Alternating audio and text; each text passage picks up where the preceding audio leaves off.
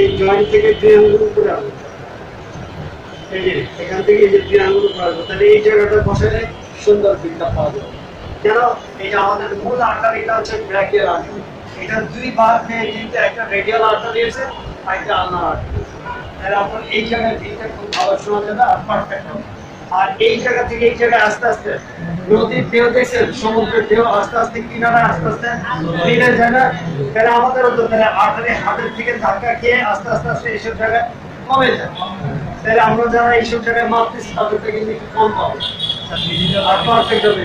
ডিজিটালও ঠিক আছে, অসুবিধা নেই, তবে ডিজিটাল একটু সূক্ষ্ম দেখার দিকে অনেকে বলেন যে বেশি বেশি বলতে কি, যেমন ধরেন আপনার অ্যানালজি মাপছেন ধরেন 120 পাইছেন, ধরেন 80 পাইছেন, এখন এটা ডিজিটালে মাপতে দেখা যাবে 85 পাইবেন, এটা 85 পাবেন, ভেরি গুড, সূক্ষ্ম আছে। ডিজিটাল আর আমার অ্যানালজি আছে, একটু কম দেখাবে। ওইটা দেখে আমি দেখ হ্যাঁ ডিজিটাল বেশি আমার আছে।